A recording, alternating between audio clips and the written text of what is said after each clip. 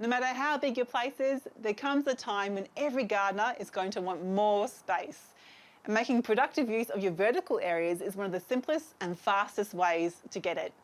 So I'm going to get growing on some simple, durable, relocatable vertical arbours.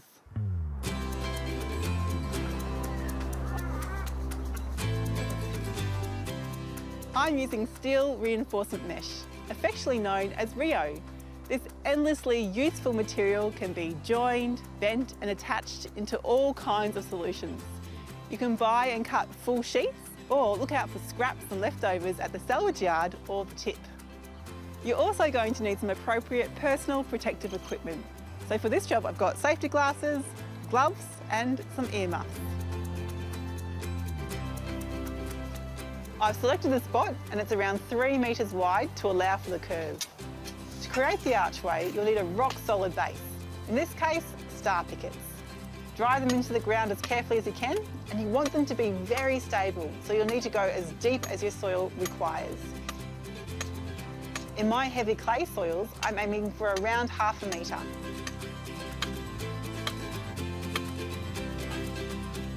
I'm using 4 star pickets, 1 for each corner of each arbour. Because I'm working with terraces, I put the upper star pickets on an angle. This will provide more tension to stabilise the structures. Today, I'm going to build 3.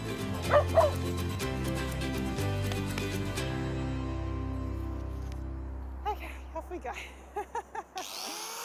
I've measured the width and length that I need and I'm cutting them to size. I've chosen a 9mm bar for stability.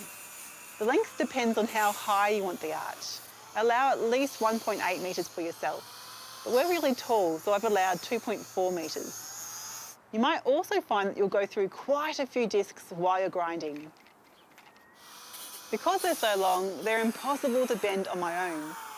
So for this task, I've enlisted the help of my mate, Gemma.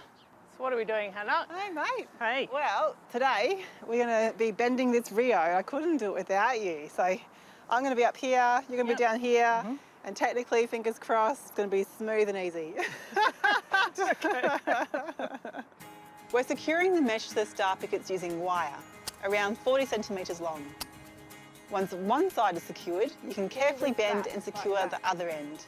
This is definitely where you need the help of a friend. Right, so if you lean back, and I can tie it on. Yep. Thanks, Emma. All right, let's do the next one, hey? Good job, boy. Yeah. Thin. Nice. And an added bonus is that our new pup, Ollie, is loving the pot. Ollie's So beautiful. good work, Ollie. So nice. These arbours are so versatile and functional.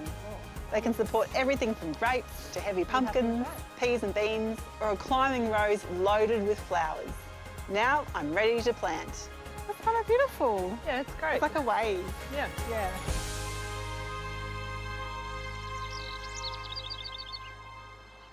I'm going to plant a combination of species. On my downhill side, I've got my existing seasonal grapes, while up here, I'm going to pop in a permanent display of foliage and flowers.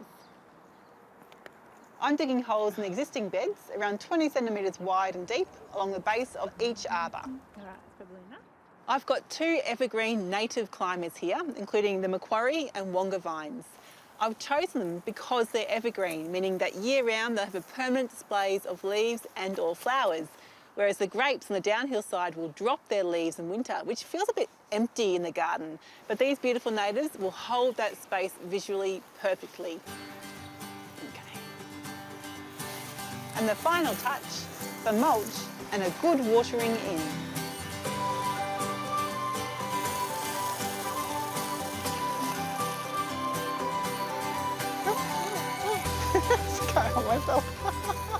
I'm stoked with the result. These arbours are so easy to make and can be covered in plants in no time. In only a matter of months, these ones are going to be bursting with foliage and food. But the use they make of the vertical space will last for years.